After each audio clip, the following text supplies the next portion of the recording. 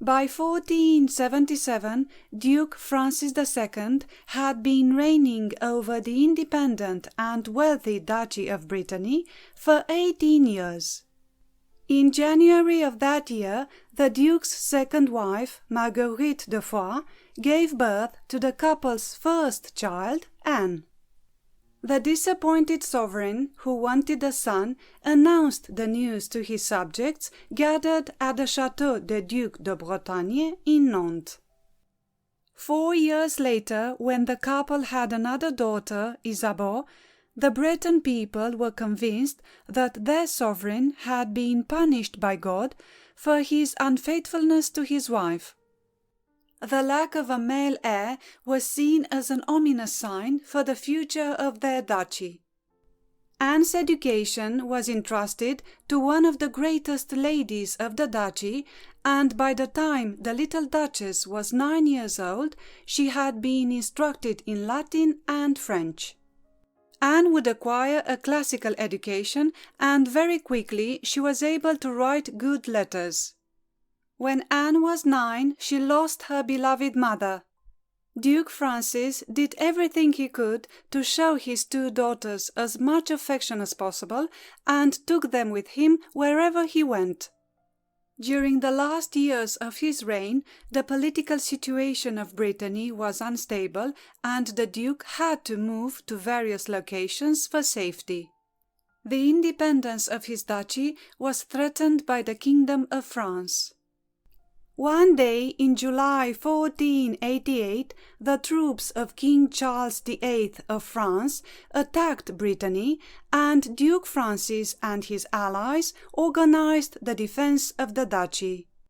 But the Duke was defeated by the French at Saint-Aubin-du-Cormier, and in the aftermath of the battle, Francis signed the Treaty of L'Eveleigh, giving up important towns and promising not to marry either of his daughters without the permission of the French king. When a few weeks later Duke Francis died, leaving behind his 2 young daughters, the Breton nobles took the oath of allegiance to the 11-year-old Anne, who became Duchess of Brittany. Shortly afterwards, the event was communicated to Charles VIII, who hastened to congratulate the young Duchess. Anne wrote a letter to Maximilian I, King of the Romans, offering a description of the Battle of Saint-Aubin and presented the state of affairs in her troubled Brittany. The Duchess was beginning to show the precocity of her young but well-trained mind. As she was passionately attached to her own country, Anne was determined to do anything for the good of Brittany. But Anne's position was one of danger, as the French army was ready at any moment to invade Brittany, whose independence and future depended on the decision regarding Anne's marriage. As a result, an alliance with Maximilian I was proposed, and although it did not give any guarantee for the independence of Brittany, the lords of Anne's council advised her to accept it. The negotiations for the marriage were made in secret, as Charles VIII was not supposed to find out about such a plan, which would result in breaking the terms of the treaty that forbade Anne to marry without his consent. So, on the 19th of December 1490, the 13-year-old Duchess was married by proxy to Maximilian I, King of the Romans, at Rennes Cathedral. Maximilian was 30 years old and a widower. When the Chancellor of Brittany made Anne sign herself Queen of the Romans in many public documents, the secret was made known to King Charles, who did not recognize the validity of the marriage. Infuriated, Charles gave orders and Nantes was invaded by the French. Maximilian sent German and Spanish troops to defend Anne, but in the autumn of 1491 the French army besieged Rennes. Provisions and money were in short supply, Anne's sister died, and the duchy faced disastrous consequences. Charles offered Anne a large pension and tried to induce her to give up the duchy and go to the King of the Romans, but she refused. He then proposed that she should reject Maximilian as husband, who had never seen her anyway, and marry him instead. Faced with the likelihood of losing Brittany, Anne was persuaded by her advisers to accept Charles VIII as her husband in the interest of her country and for the restoration of peace. At that time, the 21-year-old French king had been engaged for 8 years to Princess Margaret, the daughter of Maximilian. Their political union had been arranged at the conclusion of the Treaty of Arras in 1482 by Maximilian and King Louis XI, the father of Charles, when his son was Dauphin. Margaret had been brought up in France and treated as Dauphine and then as Queen. So when Maximilian was informed that both his marriage contract to Anne and the engagement agreement of his daughter to Charles VIII were broken, he was taken aback by the audacity of the French king. By marrying Charles VIII, Anne agreed that the Duchy of Brittany should pass into the hands of her husband, and that if she should survive him but have no living children, Brittany should again become hers, but in that case, in order to avoid another war, she should bind herself not to marry anyone but the King of France. Charles VIII and Anne celebrated their wedding on the 6th of December 1491 at the Château de Langeais. The bride wore a wedding dress of cloth of gold with gold embroideries, and after the ceremony the couple travelled to Paris. In February of the following year, Anne was crowned queen at Saint-Denis. As the crown was too large and heavy for the young head of the Queen of France, it was held by Louis, Duke of Orléans. At that time Louis was 30 years old and was married to Jeanne of France, the sister of Charles VIII. Harmony between Anne and Charles was established, and they were never apart except when the king went to war. Although Charles had various intrigues with other ladies, he was very much attached to Anne, who accompanied him at Loches, Plessis, Lyon, and Amboise. Charles lavished money upon his queen and redecorated the Château d'Amboise for her, and there they spent most of their time.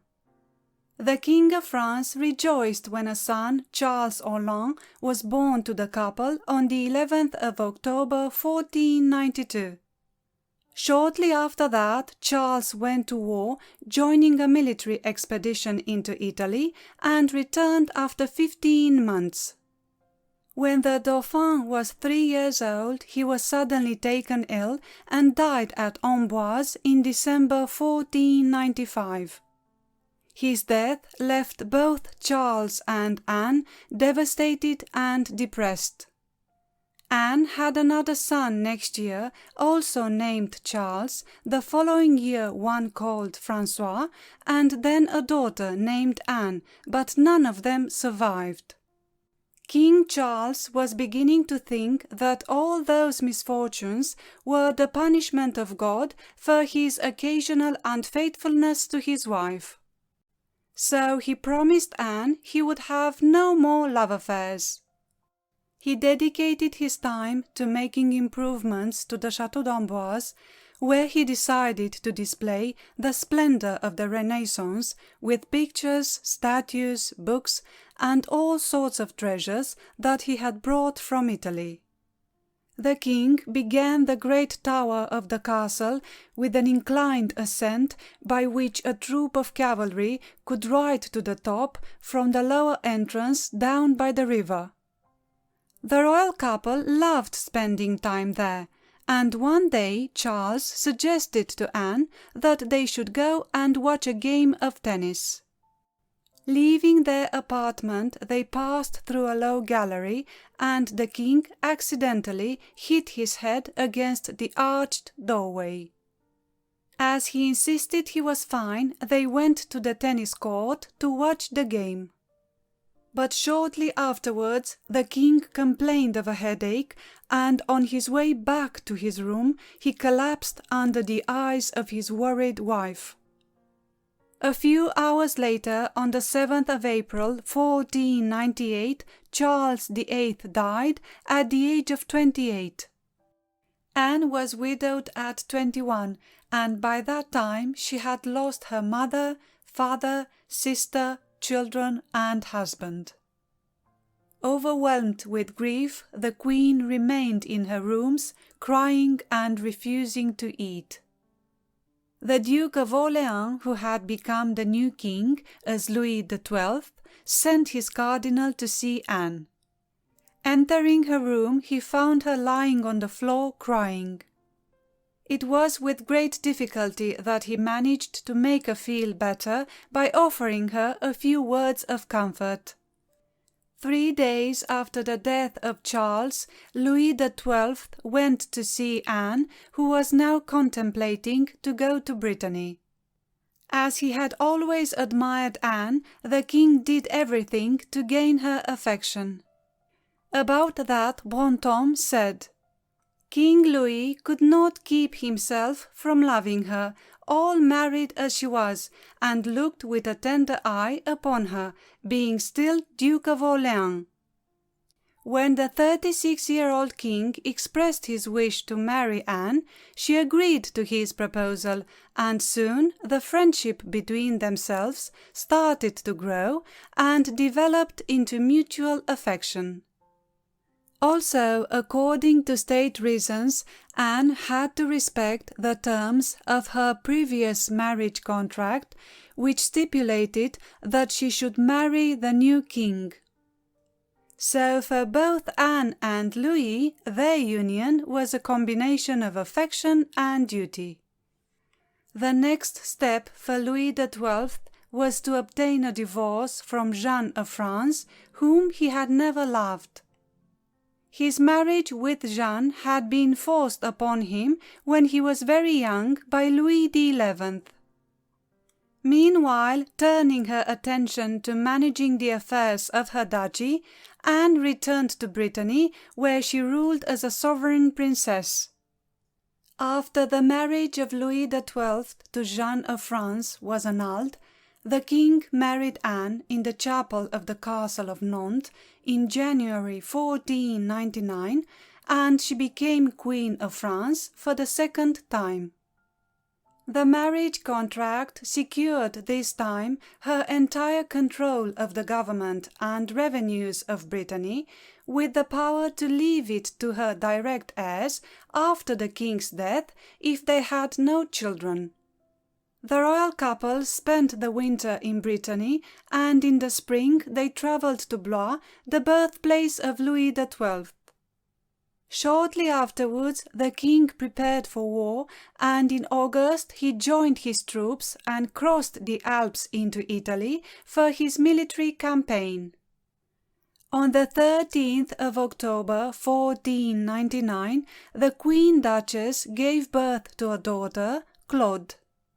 When the king received the news, he said, "There is good hope of having a son, since one has a daughter." Eager to see the queen and the little princess, the king left Milan at the end of November and returned to France, where Anne welcomed him with transports of joy. The king's affection for Anne was boundless. He loved her for her beauty and also for her virtues and merits. About Anne, Brantome said, "Her figure was fine and of medium height. It is true that one foot was shorter than the other, but this was little perceived and hardly to be noticed, so that her beauty was not at all spoiled by it. The beauty of her mind was no less, because she was very virtuous, wise, honourable, pleasant of speech, and very charming and subtle in wit.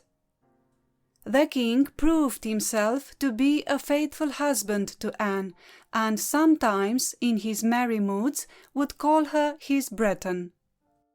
He did not interfere with the administration of Brittany, and he allowed Anne a large part of independence in all her actions.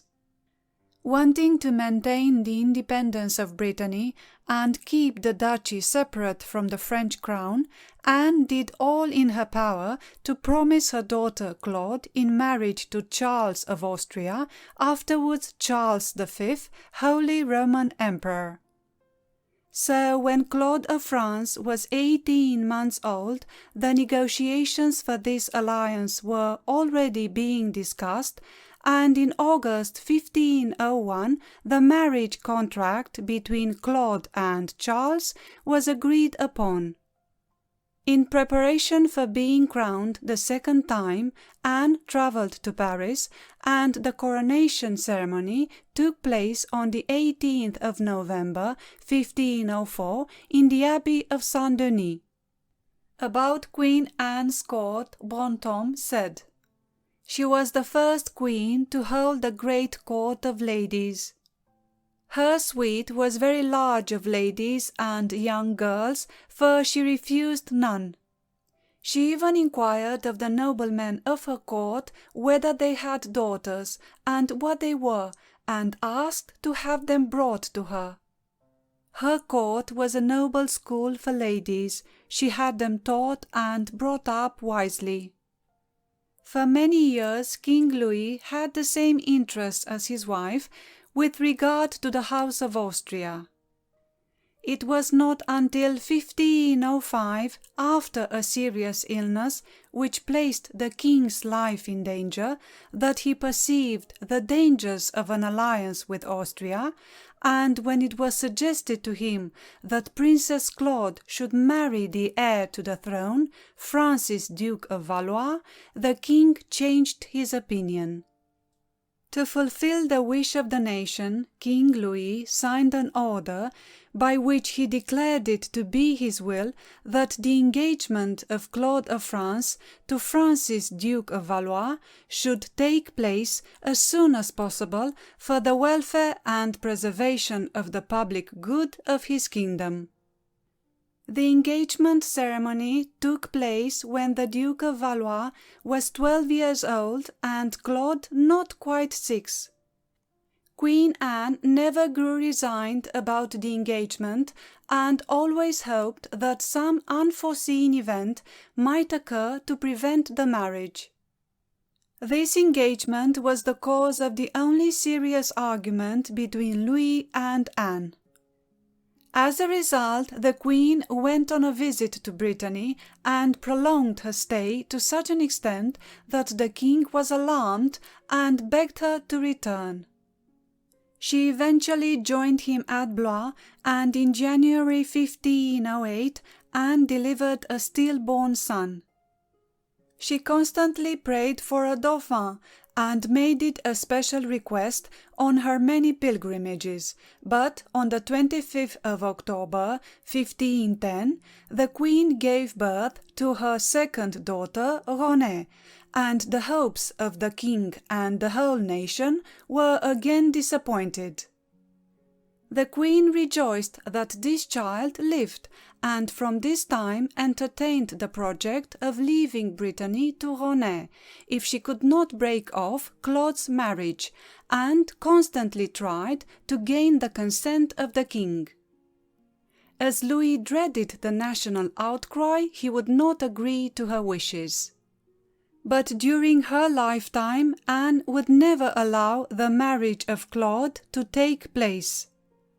The king respected her decision, and given that he liked to have her opinion on state affairs, he always sent various ambassadors to her after an audience with him.